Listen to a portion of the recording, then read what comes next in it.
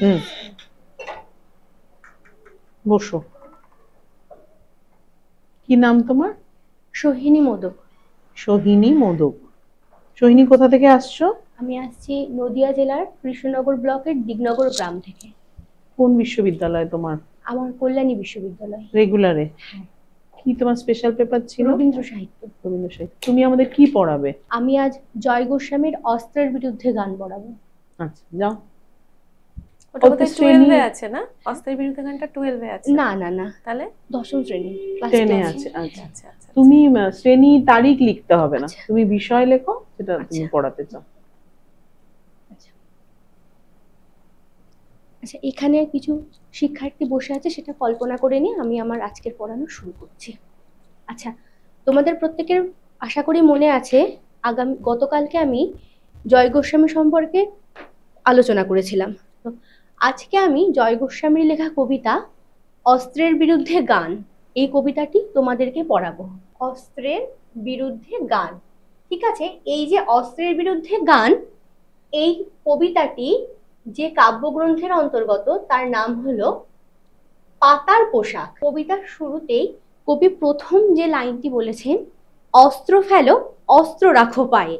এর মধ্যে দিয়ে আসলে কবি কি বলতে চাইছেন? হঠাৎ করে অস্ত্র যা মানুষকে আহত করে বা হত্যা করে, তাকে কেন কবি রেখে দিতে বলছেন বা পায়ে সমর্পণ করতে বলছেন? কারণ এই অস্ত্র মানব সভ্যতায় বা পৃথিবীর ইতিহাসে কোনোদিন কোনো শুভ ঘটনার সূত্রপাত করতে পারেনি বা ঘটাতে পারেনি। তাই সেই মানব সভ্যতার সৃষ্টিশীল বা সৃজনশীলতা বিরোধী অস্ত্রকে কবি রেখে দিতে বলছেন, বলছেন তাকে পায়ে সমর্পণ করতে। তারপরের লাইনেই কবি কি বলছেন? আমি এখন হাজার হাতে পায়ে উঠে দাঁড়াই। আচ্ছা, কবি তো এখানে আমি, আমাদের কটি হাত? দুটি হাত, দুটি পা। তবে হাজার হাত পায়ে কি কি করে কবি দাঁড়াবেন?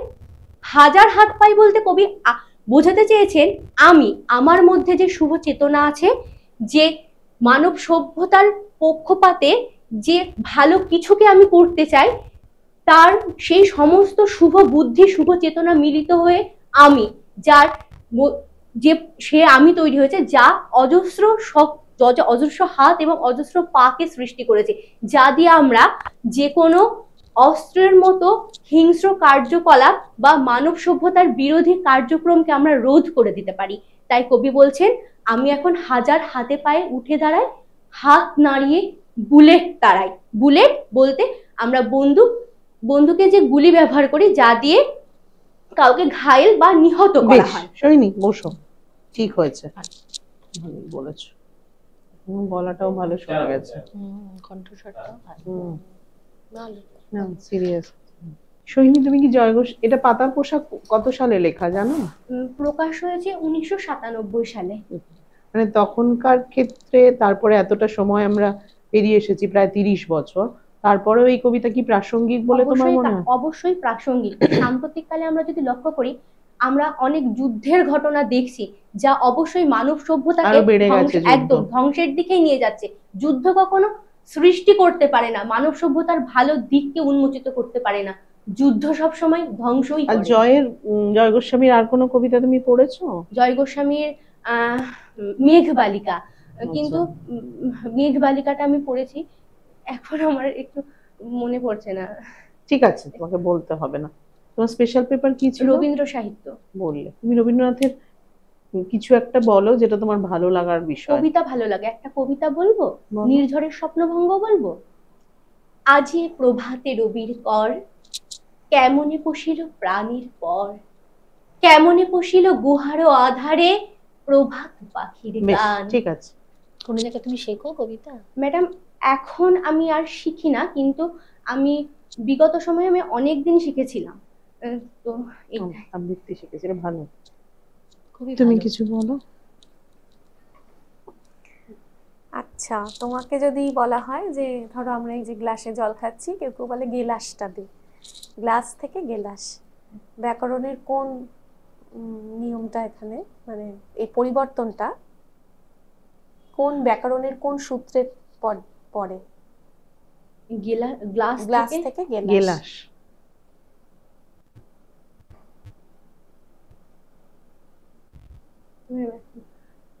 গ্লাস গেলাস, ঠিক আছে?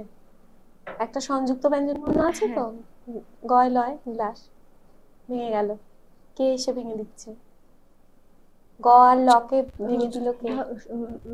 স্বরভক্তি হ্যাঁ, হবে, স্বরভক্তি হ্যাঁ, হবে। হ্যাঁ, হ্যাঁ।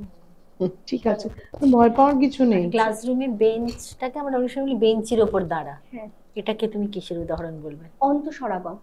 Very good, ঠিক আছে, ঠিক আছে। ধরো তুমি ক্লাসে পড়াচ্ছো আর দেখছো যে পিছনে কিছু ছেলে বা মেয়ে তারা এতই বিরক্ত করছে, নিজেরাও শুনছে না, হ্যাঁ, অন্যদেরও তুমি পড়াতে বিরক্ত পারছো করছে, না, তখন কিভাবে? তুমি তখন কিভাবে ব্যাপারটাকে সামলাবে? প্রথমত ওরা যদি পিছনের দিকে বসে থাকে, প্রথমেই আমি যেটা করব, তাদেরকে প্রথম দিকে বসানোর চেষ্টা করব, করে আমি তাদেরকে বোঝানোর চেষ্টা করব যে পড়াশোনাটা শোনা দরকার, শিক্ষাটা তো জীবনের একটি অঙ্গ, জীবনকে সুন্দর করতে গেলে শিক্ষা অপরিহার্য। আমি যদি সেক্ষেত্রে যদি ছাত্ররা পড়া না শোনে, তবে ওরা হয়তো ওদের জীবনটাকে ভবিষ্যতে সঠিকভাবে চালনা করতে পারবে না।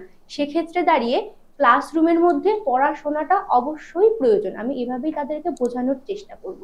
বেশ, খুব ভালো হয়েছে। খুব ভালো হয়। ঠিক আছে। ধরো, আচ্ছা, ক্লাসে মানে এতে আর কি, স্কুলে, কলেজ, ইউনিভার্সিটি সবই বলছে, স্কুলে কোনো একদিন প্রধান শিক্ষিকা আসেননি। তো তোমাকে একজন তোমার সহশিক্ষক তোমাকে এসে বললেন যে আজকে প্রধান শিক্ষকের দায়িত্বটা তুই পালন কর বা তুমি পালন করো, তুমি কি করবে সেক্ষেত্রে? প্রধান শিক্ষকের দায়িত্ব, সে সম্পর্কে আমি তো সেই দায়িত্ব সম্পর্কে তো আমি ততটা অবগত নই। যদি খুব প্রয়োজনেই আমাকে সেই দায়িত্বটা পালন করতেই হয়, তবে আমি একা নই, আমার আরো যারা সহকর্মী থাকবেন, আমি তাদের সহযোগিতা নিয়ে চেষ্টা করব সেই দিনের জন্য সেই দায়িত্বটিকে পালন করবার।